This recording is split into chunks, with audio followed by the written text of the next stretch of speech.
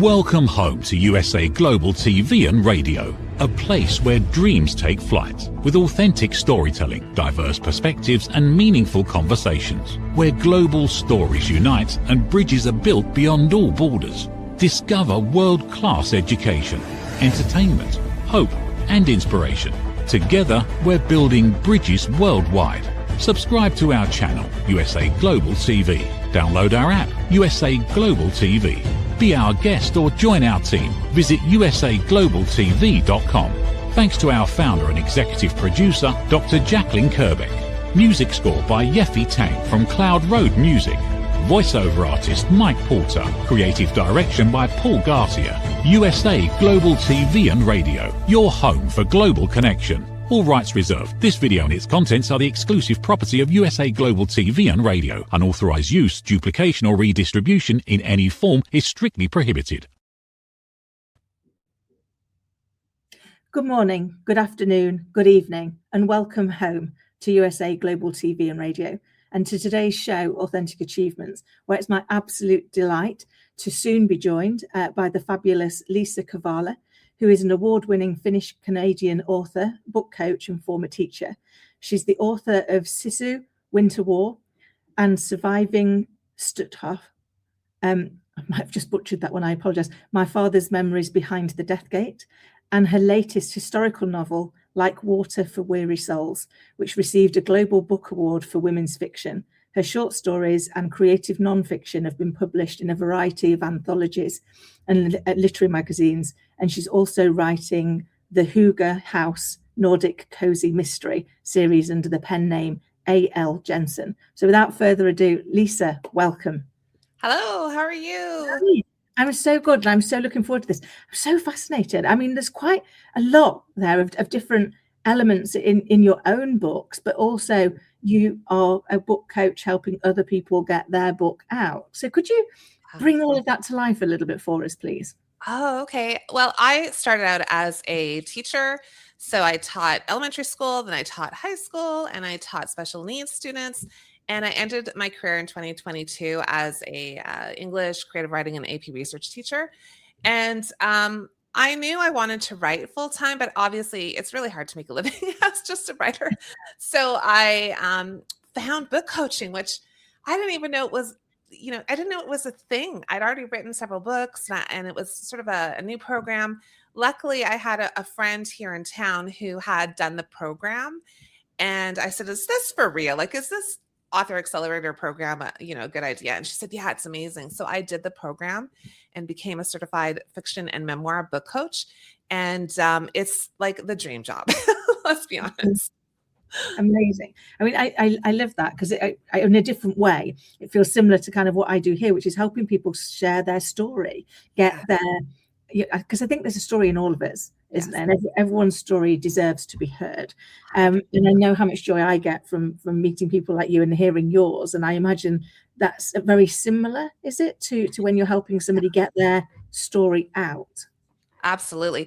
Like often I'm working with writers who are fairly new to the process. So they're navigating, they're learning craft skills. They have to learn structure, and they just, you don't really know what you don't know. Right. So it's a real learning process. And I think when you're writing that first book, especially, but even I have a book coach when I need one. Like I have one sort of on standby. I'm like, okay, I need help with this section. But when I'm working with clients, it's building them up, making them feel confident, helping them see their own writing. Like ideally, the end goal, unfortunately, of a book coach is that they don't need a book coach. but I think we all do for different reasons. Like I like a deadline, so I like to have a book coach for a deadline. Some people need, that conversation back and forth about plot or structure or character or whatever it is. So there's so many reasons why book coaches can be important to a writer. And I also run small group book coaching programs so that, 5 or 6 people at a time. And that's a really nice way to do it too. Like they can be working independently on their books, but they're getting craft knowledge and community and all of those kinds of things in a small group. So it's like a little community. Oh, and it's nice to have that when you're writing, isn't it? I've just finished writing my latest book, and it can feel quite lonely, and you can get in your own head. Yes. And having a coach to be able to externalize that thinking can really help, because sometimes just saying it aloud to another human being allows you to see for yourself. You hear it, don't you? You're like, do you know what? It's okay. I just heard that. No, it's really true. It's that, you know what you want to say on the page. It's in your head. It's really hard sometimes to get it on the page.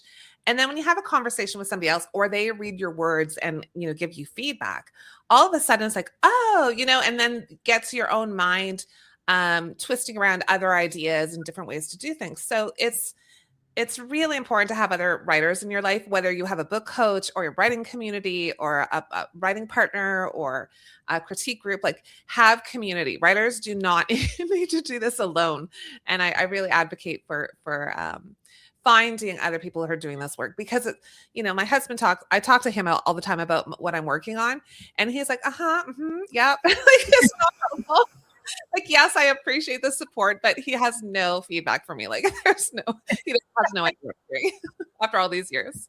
Oh, bless it. But it's a difficult one until you've done it, isn't it? Until you sat with that blank sheet of paper, trying to work out where to start, because you've played the story for so long in your head to get to that point, to go, I think this is a book.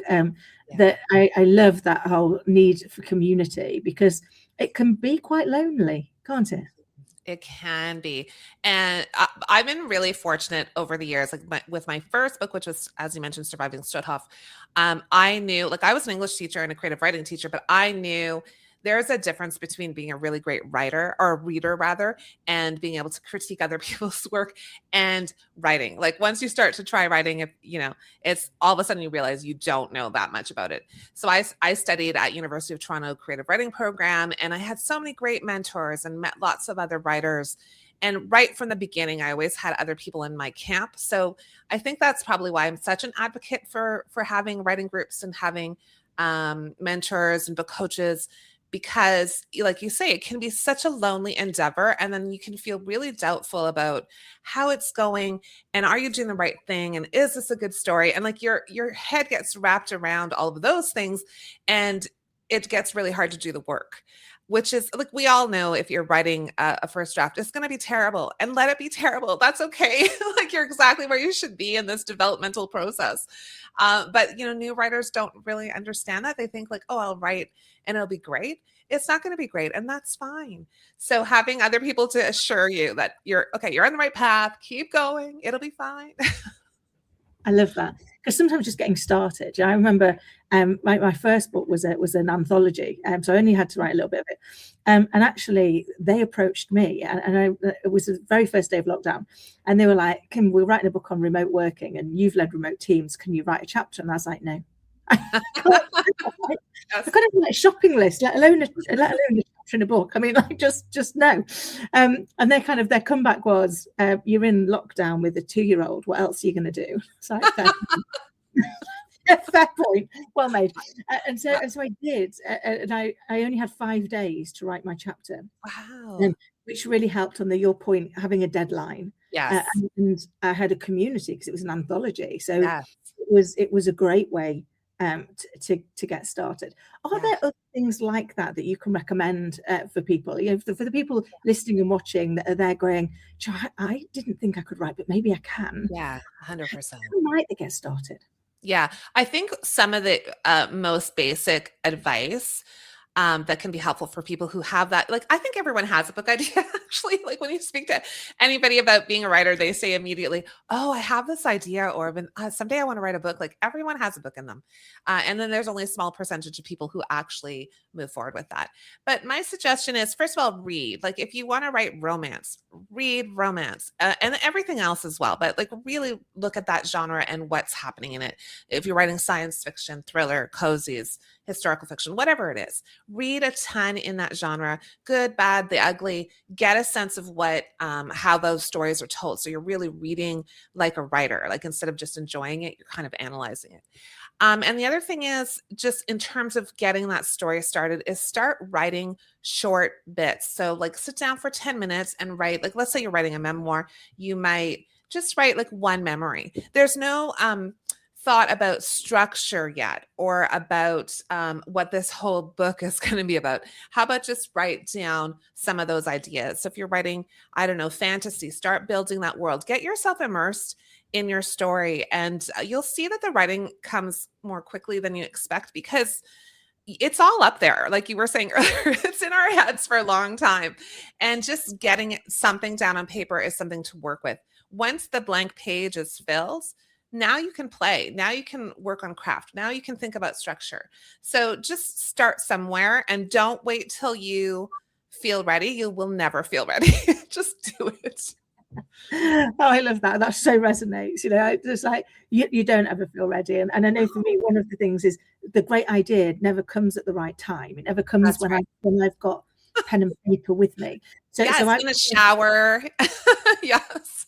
Or on the dog walk. Mine often comes on the dog walk. So I've got a voice notes app, and I'll just talk it into it so that I don't lose the train of thought. And then, like you say, it doesn't have to fit into a structure at that point, does it? You can take that time. But one of the things I was really bad at, and I wonder if this is normal, if it was just me, was I would get so hung up on the structure.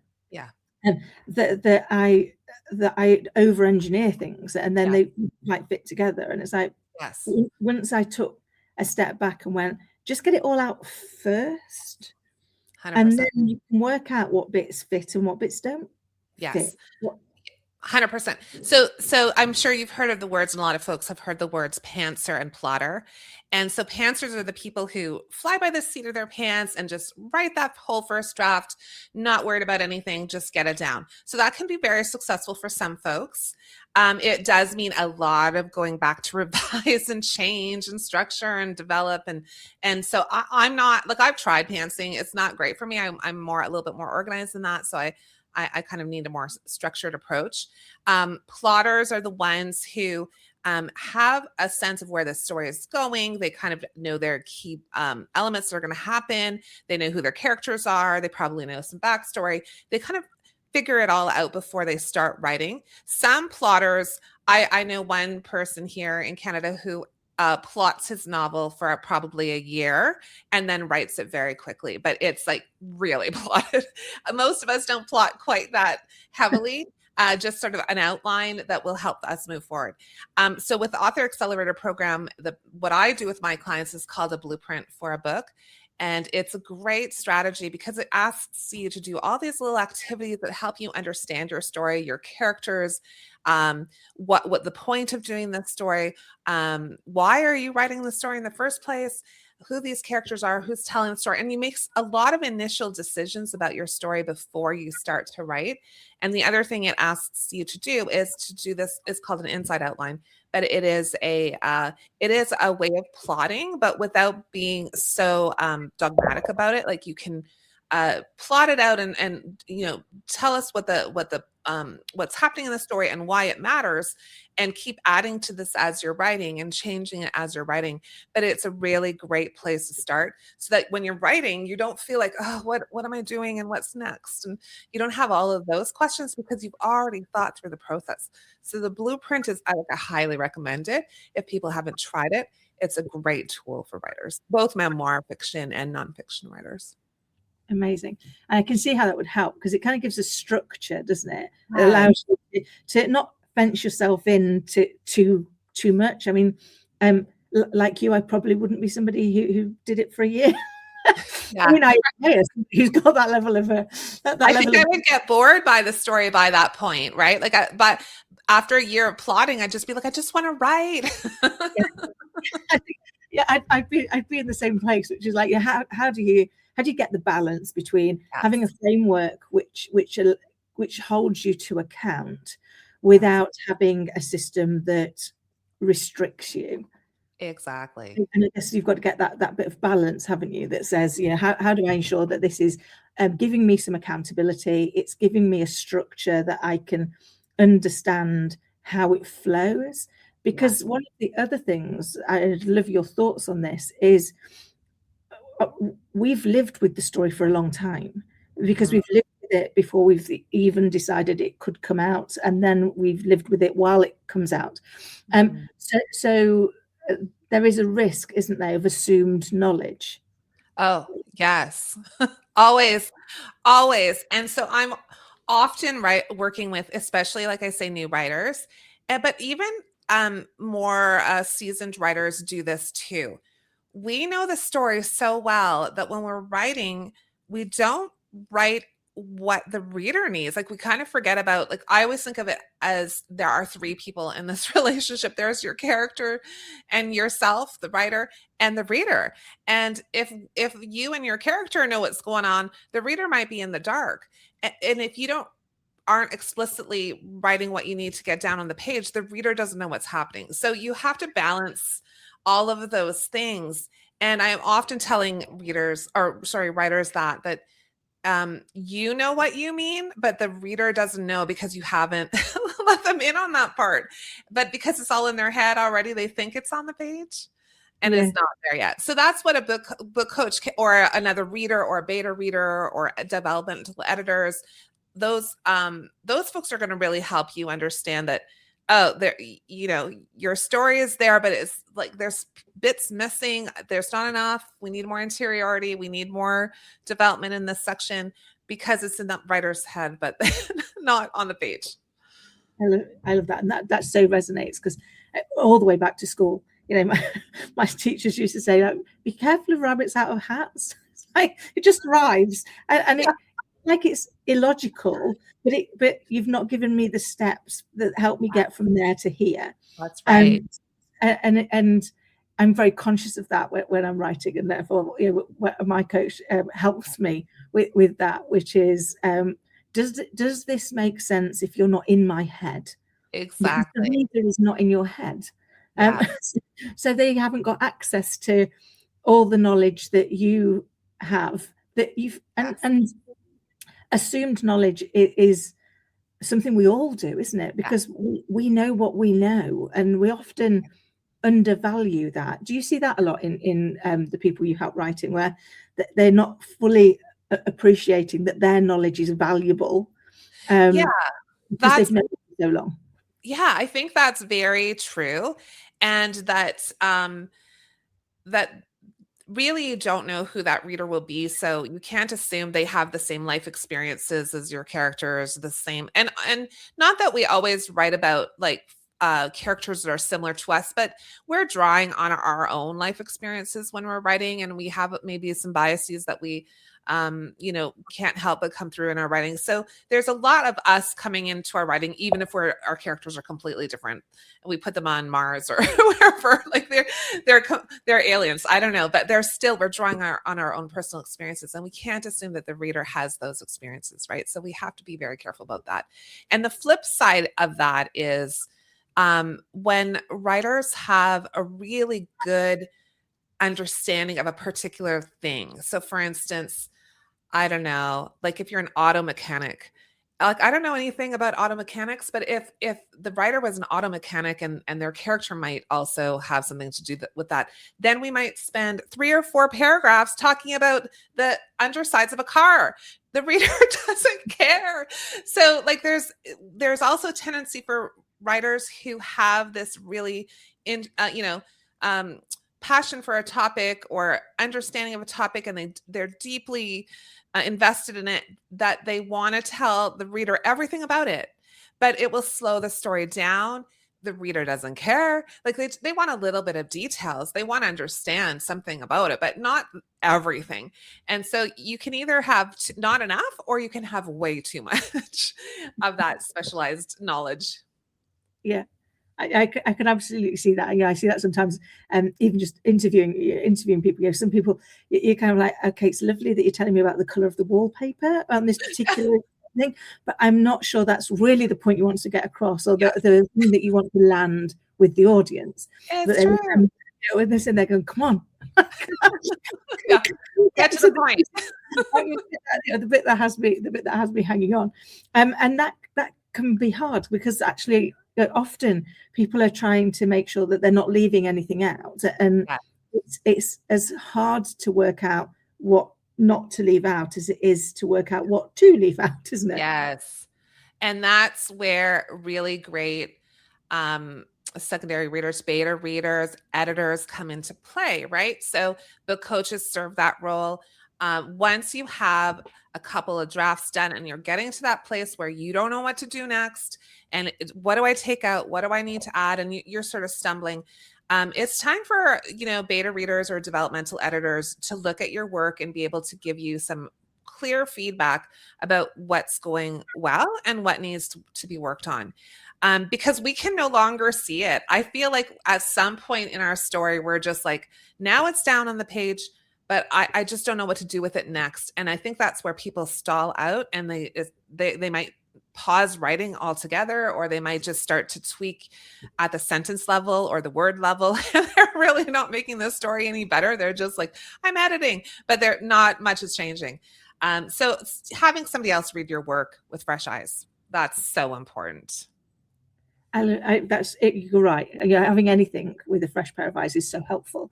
And I think you've been gracious to share that there's so many ways that you can do that. That could be beta readers, it could be a community of other authors, it could be a book coach, it could be a combination of all of the above. Yeah, for different parts that allow you to get to that.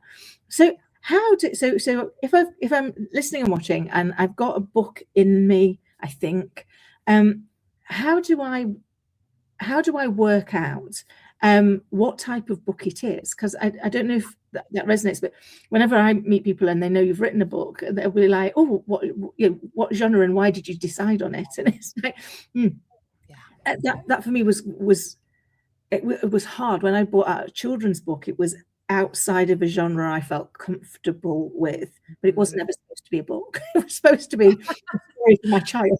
And somebody saw it and thought it should be a book. So there was a real fear for me that I was stepping into a genre I didn't have a right to be part of.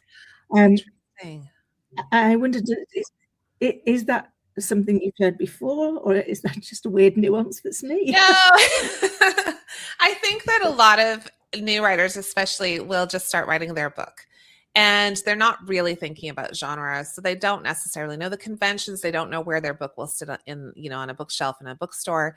And they don't know how, for instance, a publisher might promote it. So I think that's our job early on. And that's part of like this blueprint that I was talking about earlier. A couple of those steps include things like, who's your ideal reader?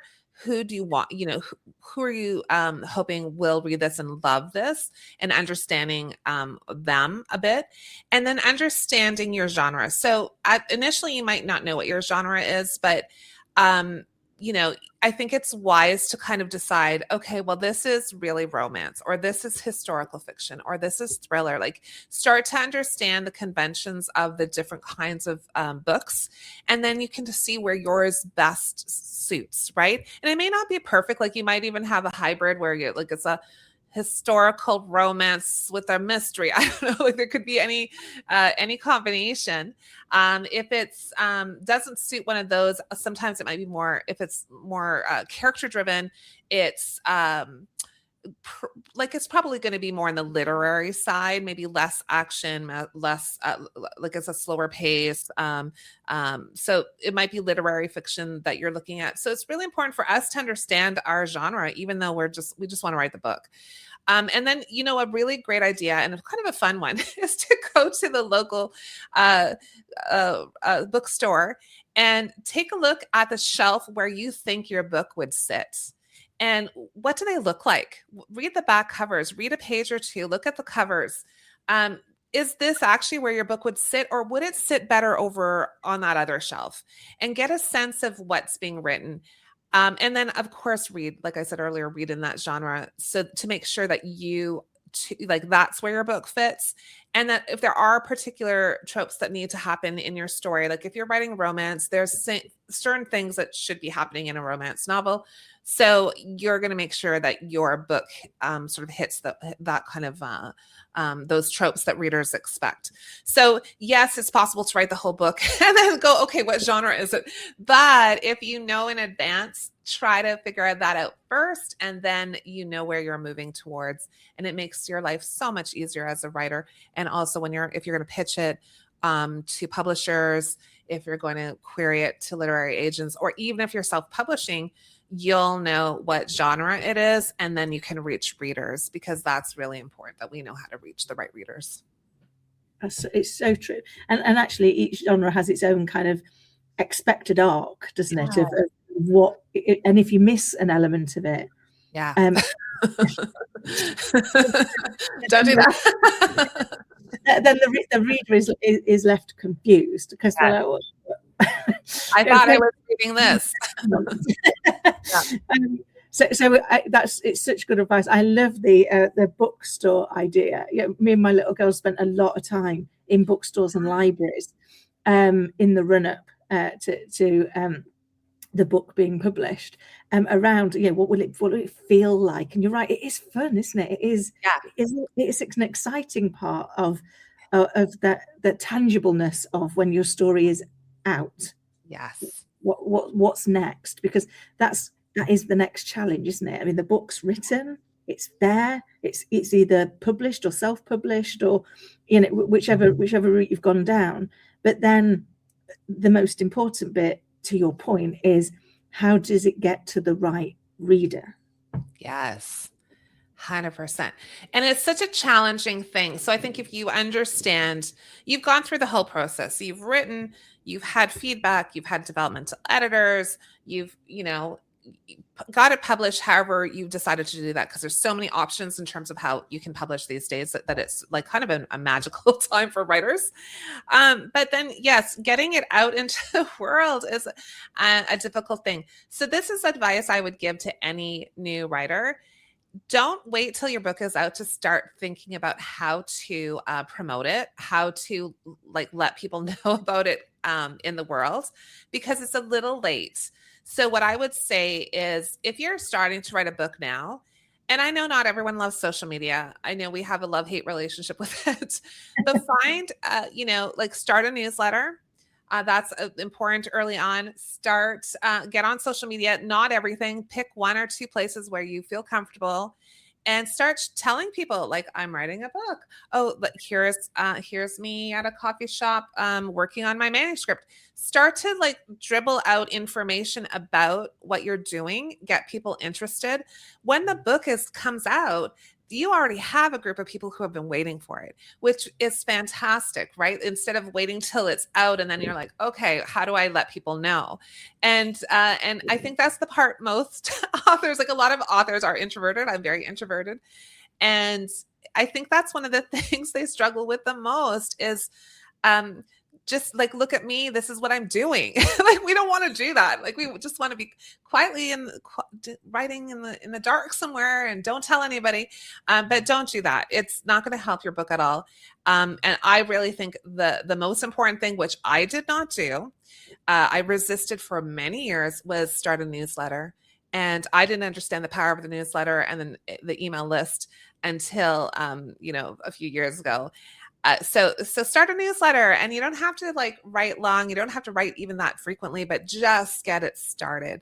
And then you gain comfort and you feel, okay, I can do this. And it gets easier. And then by the time the book comes out, you have that group of people who are waiting. That's such great advice, because I know for me personally, I waited until I knew exactly when it was going to come out before I started sharing any of it, because I kind of don't think it felt real until then.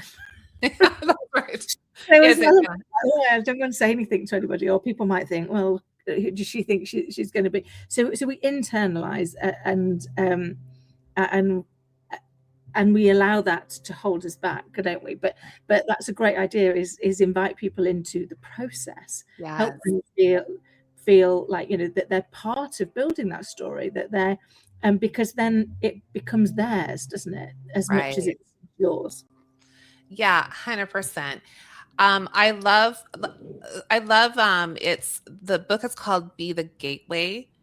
I want to say it's Dan Blank who wrote it. And I love his philosophy about promotion and marketing, because it's very human-centered, and it's about connecting with readers as a human being.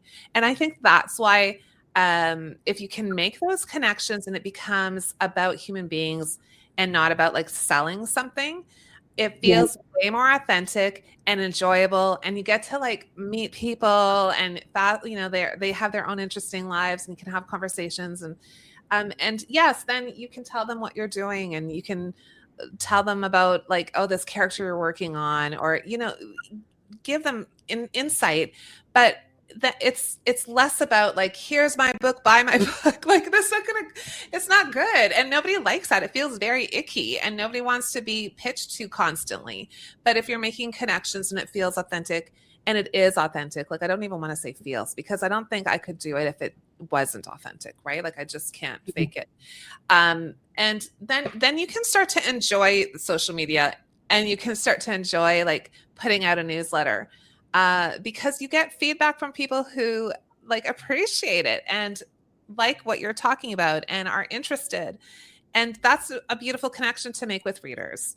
So yeah, if that's a book I would recommend, Be the Gateway, if anyone hasn't seen it before. It's just a very thin volume, but it speaks to me in terms of how to put yourself out in the world and let people know, like, invite them in. This is what I'm working on. This is my craft, my art, my book, whatever it is. And you know, you are letting them in on the fact that there is something there, but it's like an invitation. It's not a hard sell. So it feels better. Yeah, I'm completely with you. I'm definitely in that space of, you know, no one likes to be sold to. Yeah. And that doesn't feel ever particularly genuine to me. Right. And authenticity is one of my hot buttons. That's why I've got a show called Authentic Achievements. Like, just be authentic for you, you know, and the right people will come in. Yes. And the right ones, that's okay, because it's not everybody's part of your tribe. That's good. But that's really a hard thing to acknowledge, can't it? That you are not going to be right for everybody. Yes. But that's okay, because it would be wrong if you were right for everybody, because that couldn't happen. Yeah, I totally agree with you. And so I'm thinking, just remind me of the blueprint again, because there is that step about the ideal reader. And when you imagine your ideal reader, you're thinking about who this one person in the world is, who they are, what their life is like, what kind of personality they have. You're thinking of one person who is the right fit for your book, because you're right. Books aren't written for everybody. Like, I've heard the example of Harry Potter. Well, you know, it's read by little kids and grandmas and adults, and that's true, but it's a real rarity. That almost never happens. Books are written for a particular so that's why we have categories, right? We have children's literature, and we have YA, and we have middle grade, and we have adults, and then we have all these different genres, because they're not for everybody. So kind of understanding your audience will help you connect with them. And if you aren't on a social media platform, or you don't have a newsletter, and you're not reaching audiences, how are they going to know that you wrote it? Like, they're for you. They're your people, but they don't know because you haven't told them. So there's a kind of a responsibility from our side to make sure we let people know it exists, so that they can find it, because we're really writing for them, and, you know, we have to reach them somehow. I love that. It's so true. And actually, once you know your person, and I think about the children's book, for example, which was never supposed to be a book, it was so easy to write because it was a story for my child. It was only ever supposed to go there. It was never supposed to go anywhere wider than that. But it flowed so quickly because you knew the person so well, what they like, what they didn't like, how they learn, how they absorb information. So having that one person is really helpful, but it can feel, can't it, a little bit counterintuitive to the author that's going, oh, I want it to be able to speak to lots of people. And it's like, if you try and speak to everybody, you'll speak to nobody. Would that be fair? That's the message, right? And that took a while for me to wrap my head around too, even for book coaching, because the idea is a lot of book coaches are very niche oriented, and that's important because you're finding, again, the ideal client. And that same applies for books. So you want to find your ideal reader. But then, you know, the more you narrow it down, the more specific you are about what it is you are deliver and what you are doing and what you're writing about. And those people will find you. But then interestingly, people who may not be what you would think as the ideal reader or the ideal client, they also find you too. And so it's not they're put off by that you're niching down. They're like intrigued by that and it's resonating for them for some reason.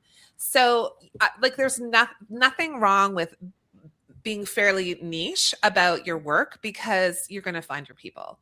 As an author, I write a lot about Finnish Canadian immigrants and Finnish history, and I have readers like mine is quite a niche market in some ways, but then I have readers all over the world because it's really about stories about human beings and life and experiences. So it becomes about so much more. But if you can focus down, it's better. And I think you're going to reach the people that need to see your work and it'll resonate for them for sure. Amazing. That was so insightful. And I can't believe where time's going. Conscious, I want to be able to ensure that people know how they can find you, how they can find your books, and also how they can work with you. So that's questions, answer any of them in order. Yeah. Well, the easiest way to find me is on liisakovalabookcoach.com. So I have one website for all the things. So I have my books are there, my cozy mysteries are there, my book coaching is there. I have information about the writing retreats are there. So there's a contact me form. So really that's the best place is my website, Liisa with 2 I's because it's spelled the Finnish way. And from there, yeah, the link tree is a good resource too, because it connects you to all the things. The books and the website and the Substack. If folks are looking for me on Substack, they'll find the Women Writing Podcast, the newsletter, and they can sign up. There's the webpage. So that's probably the quick and easy way to find me is on the website because you can get to all the other places from there. Amazing. I love that. And who would you love to find you? Yeah. So when it comes to book coaching, I mainly work with women writers, although I have male clients also. And my areas tend to be around historical, literary, cozy. I've been working with a sci-fi writer, so that's been really fun. So I actually will work with lots of different genres, but the most important thing I think is that the client and the book coach, so whoever you look into for a book coach, that they gel. So have a meeting, a 30-minute call with a prospective book coach so you get to know each other and make sure you feel comfortable. Like we were talking about earlier, authenticity, right? We want to make sure this is going to be the right fit. And so I think that's even more important than genre. Yeah, so I would suggest anyone looking for a book coach kind of do their research and have a couple calls and just meet people. And it's kind of a nice way to connect with folks. Amazing. And it's such good advice because it needs to gel, doesn't it? You need to know that if you have a coach because you're going to trust them to help you to do something. So if when you have that meeting, you don't feel like you're going to trust them, it's not the right coach for you. 100%. And it becomes like a long lasting relationship often. Like sometimes I'll work with somebody, for a package, they just need 3 months of work on such and such a thing. Great. Other times it's a developmental edit and we don't have as much interaction. And then I've worked with authors, for a year and a half because they're working like steadily on their projects. So these can be really, important relationships in your life. So you want to like the person. It's important. And you're trusting them with something so personal, aren't you? Yeah. Like putting your story out into the world takes some courage. Because what if you put it out there and nobody likes it? So we live with that fear, don't we? That concern that what if this doesn't land anywhere? And so your coach is helping you through that process. And so it's so important, isn't it, that they feel like somebody you can trust with something so personal. That's right. Yeah, it's so important. And I'm so pleased. Like I have a writer who's putting her book out this Saturday. And it's her first book and the first time she ever wrote anything of this length before. And to see her go from somebody who's called herself, well, I'm not a writer, to putting a book out, it's like amazing. I'm so excited for her. And like I say, it's such a personal relationship that you develop with your writers, because you're in their camp. Like, I'm solidly behind my writers and helping them make the best book they can make. Oh, I'm so excited for them as well, because it's such an achievement. Liisa, it has been such a joy to have you on the show, and you shared such great advice. So thank you for coming and being with us and sharing all of your advice and your experience, and hopefully inspiring other wannabe writers out there to take a step towards becoming an author too. So thank you so much for being with us today. Thank you. And to everybody listening and watching, I hope you found today's episode to be as insightful, thought-provoking, and inspiring as I have. And until next time, please take care. USA Global TV and Radio proudly presents Tracy Cram-Perkins, a dementia caregiving survivor teaching how to balance care with peace of mind. #1 resource for dementia caregivers. It's the book Dementia Home Care: How to Prepare Before, During, and After. Over 17,000 copies sold of this must-have guide. And now a testimonial from Tracy Smith. If I was to describe this book to someone who is going through a similar situation, I would underscore how important it is to have some sort of a tool or a guidebook to help you through certain stages. And there's it's such an unknown topic to the average person. And to have this as a reference is essential. It's going to help you get through it personally, as well as help your loved one manage. To learn more, go to TracyCramPerkins.com. Tracy Cram-Perkins is an award-winning author. She's also the host of Dementia Home Care television show. Watch it here on USA Global TV and Radio. In a noisy world, true connection begins with listening. Elevated listening transforms every conversation in just 5 simple steps. Pause and breathe. Set your intention. Listen with curiosity. Reflect back. Agree on one next step. Join the Listening Mentor on Let's Finally Talk with Dr. Jacalyn Kerbeck, the Listening Mentor, where we help you find inner peace, one conversation at a time. Streaming every day. Let's Finally Talk TV show with Dr. Jacalyn Kerbeck, only here on USA Global TV and Radio. Subscribe to our YouTube channels to watch and engage with all our content.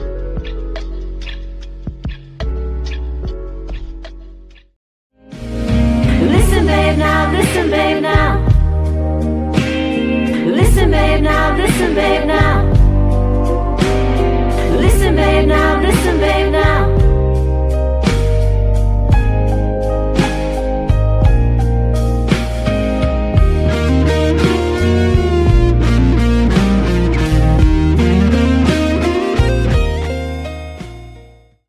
Thank you, viewers and listeners of USA Global TV and Radio, for joining us today. We're honoured to have your time and attention as part of our global community.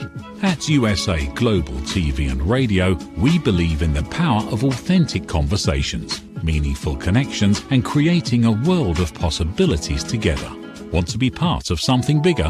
Join our team of elevated listeners at usaglobaltv.com, a space where your voice matters and your ability to listen transforms relationships. Stay connected with us across all our platforms for thought-provoking discussions, expert insights, and empowering stories. Subscribe to our channels at youtube.com/c/USA Global TV. Follow us on social media and explore the endless opportunities we're creating for growth, learning, and inspiration. Together, we're not just broadcasting, we're building bridges and changing lives one conversation at a time. For inquiries, contact us at info@usaglobaltv.com. Produced by Executive Producer and Director Dr. Jacalyn Kerbeck. Voiceover by Mike Porter. Creative direction by Paul Garcia. All rights reserved. Visit usaglobaltv.com to view our full terms and conditions.